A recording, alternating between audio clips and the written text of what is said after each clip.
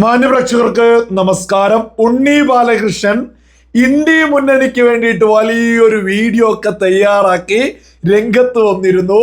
യഥാർത്ഥത്തിൽ BJPക്കെതിരെയാണ് വെടിവെച്ചത് എങ്കിലും ആ വെടിയുണ്ട കൊണ്ടത് ഇന്ത്യ മുന്നണിയുടെ തലമണ്ടയ്ക്ക് തന്നെയാണ് എന്നുള്ളതാണ് വലിയ യാഥാർത്ഥ്യം. ഉണ്ണി ബാലകൃഷ്ണൻ വിളിച്ചു പറഞ്ഞ വീഡിയോയുടെ രണ്ട് ചെറിയ ഭാഗങ്ങള് ഞാൻ ഈ ഒരു വീഡിയോയിൽ മുന്നോട്ട് വെക്കാം. ആദ്യത്തെ ഭാഗം നിങ്ങളൊന്ന് കേട്ടു നോക്കൂ. ഇക്കഴിഞ്ഞ ഞായറാഴ്ച ഡൽഹിയുടെ വിവിധ ഭാഗങ്ങളിൽ ഒരു പോസ്റ്റർ പ്രത്യക്ഷപ്പെട്ടു. രാഹുൽ ഗാന്ധിയെ കാണാനില്ല എന്നായിരുന്നു ആ പോസ്റ്റർ. അദ്ദേഹം മിസ്സിംഗ് ആണ്, വിവരം കിട്ടുന്നവർ അടുത്ത പോലീസ് സ്റ്റേഷനിൽ അറിയിക്കണം. ഇതൊക്കെയാണ് ആ പോസ്റ്ററിൽ എഴുതി വെച്ചിട്ടുള്ളത്. ആരാണ് ആ പോസ്റ്റർ പതിച്ചത് അതേ സംബന്ധിച്ച് നമുക്കൊരു വിവരവുമില്ല കേട്ടോ.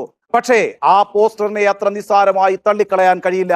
കാരണം എന്താ, ഈ രാജ്യത്തെ പ്രതിപക്ഷം എവിടെ എന്ന ചോദ്യം തന്നെയാണ് ആ പോസ്റ്റർ മുന്നോട്ട് വെക്കുന്നത്.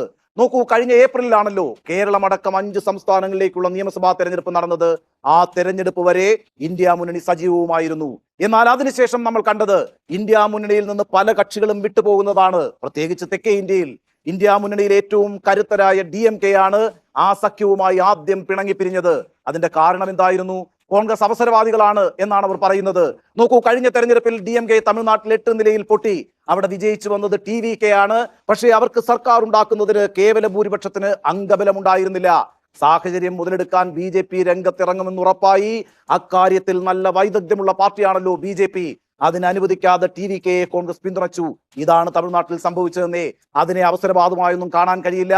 BJPയെ ചെറുക്കുക എന്നതാണല്ലോ ഇന്ത്യ സഖ്യത്തിന്റെ ഏറ്റവും പ്രധാനപ്പെട്ട ലക്ഷ്യമെന്ന് പറയുന്നത്. അതിനായി കോൺഗ്രസ് മാത്രമല്ല കേട്ടോ, മുസ്ലിം ലീഗും ഇടതുപക്ഷവും ഒക്കെ ഒന്നിച്ചു നിന്നാണ് ചേരിമാറിയത്. അതുകൊണ്ടാണ് തമിഴ്നാട്ടിൽ ഇന്നൊരു പ്രതിപക്ഷ സർക്കാർ ഉണ്ടായത്.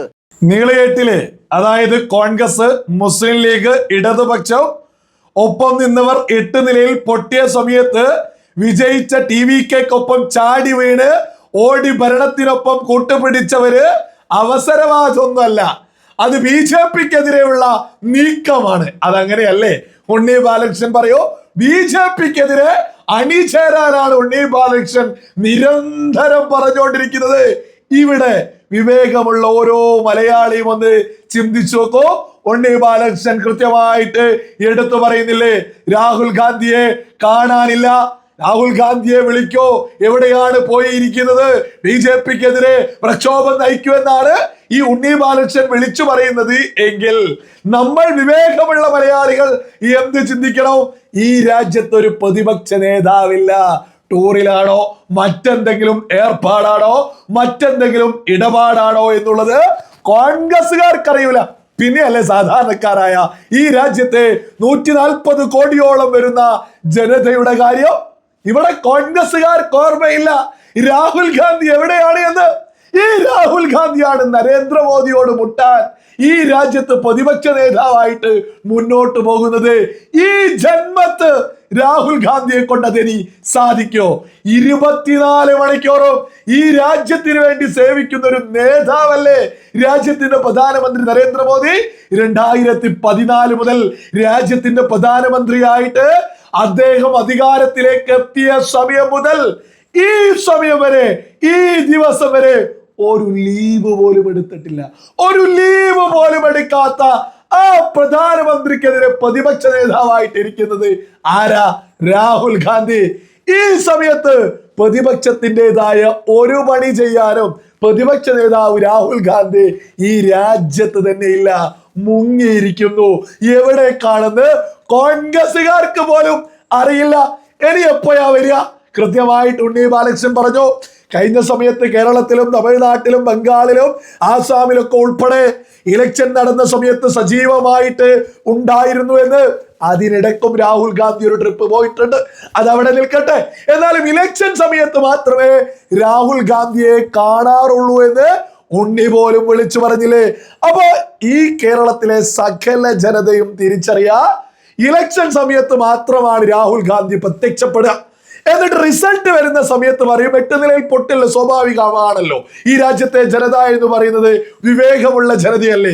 ഇലക്ഷൻ സമയത്തെ കോടി വരുന്നവരെ അങ്ങ് വെറുതെ വിജയിപ്പിക്കോ? ഒരു ഭാഗത്ത് 24 മണിക്കൂറും എണ്ണയിട്ട യന്ത്രം പോലെ ഈ രാജ്യത്തെ ജനങ്ങൾക്ക് വേണ്ടി നരേന്ദ്രമോദി സർക്കാർ സംവിധാനങ്ങൾ പണിയെടുക്കുമ്പോ തിരഞ്ഞെടുപ്പ് സമയത്ത് മാത്രം തലപൊക്കുന്ന രാഹുൽ ഗാന്ധിയെ ഏതെങ്കിലും ബോധമുള്ള ജനത പിന്തുണക്കോ? അത് മാത്രമേ ഈ രാജ്യത്തെ ജനത ഇപ്പോ ചെയ്തുകൊണ്ടിരിക്കുന്നുള്ളൂ. ഏതായാലും ഇലക്ഷൻ സമയത്ത് മാത്രമാണ് രാഹുൽ ഗാന്ധി വരാറുള്ളത് എന്ന് കൃത്യമായിട്ട് ഉണ്ണി പോലും സമ്മതിച്ചിരിക്കുന്നു. ഇനി റിസൾട്ടിൽ, ഇനി വരുന്ന ഇലക്ഷനിൽ 8 നിലയിൽ പൊട്ടുമ്പോ ഉണ്ണിയൊക്കെ വോട്ട് ചോരിയോ എന്ന് പറഞ്ഞ് രാഹുൽ ഗാന്ധിക്കൊപ്പം ഉറഞ്ഞുതുള്ളാതെ എവിടെയായിരുന്നു തിരഞ്ഞെടുപ്പ് സമയത്ത്, അല്ലാത്ത സമയത്തൊക്കെ എവിടെയായിരുന്നു എന്ന് ഉണ്ണിയൊക്കെ തന്റെ ഇടവും നട്ടെല്ലും ഉണ്ടെങ്കിൽ രാഹുൽ ഗാന്ധിയോട് തന്നെ ചോദിക്കാം.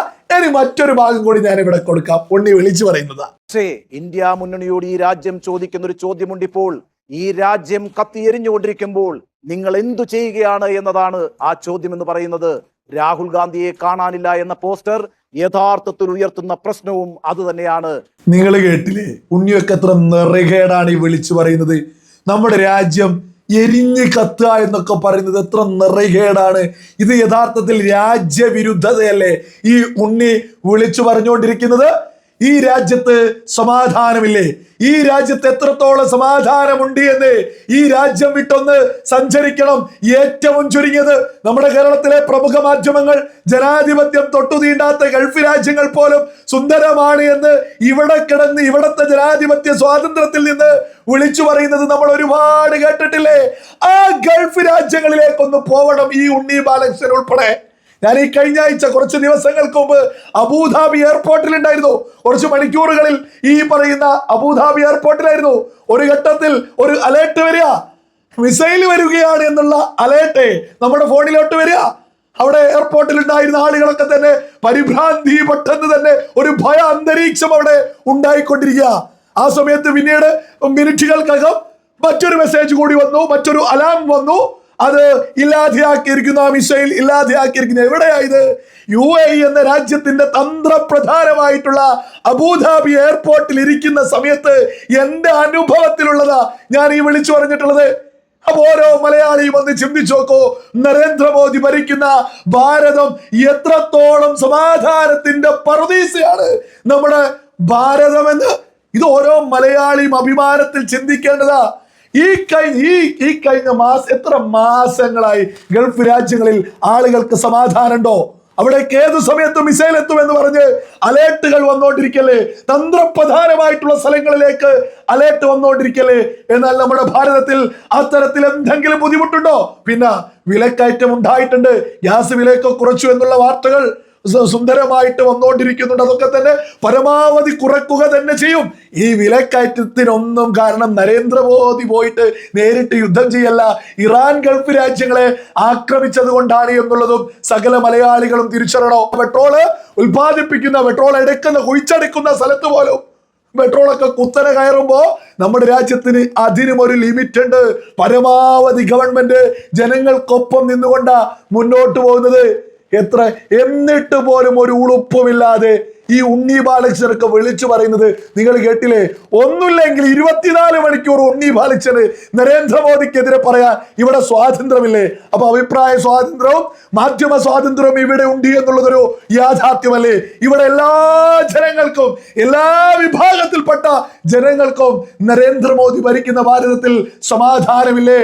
ഈ ഗൾഫ് രാജ്യങ്ങൾ, നമ്മുടെ അയൽ രാജ്യങ്ങളിലൊക്കെ അവസ്ഥ എന്താണ് എന്ന് ഒരിക്കലെങ്കിലും ഒരു ചിന്തയുള്ള, ഒരു വിവേകമുള്ള മനുഷ്യനും ഉണ്ണിയൊന്നും പറയുന്നത് പോലെ ഈ രാജ്യം എരിയാണ്, ഖത്തർ നാടല്ലേ, ഇത് രാജ്യവിരുദ്ധതയല്ലേ ഈ ഉണ്ണിയൊക്കെ ഉളുപ്പില്ലാതെ വിളിച്ചു പറയുന്നത്?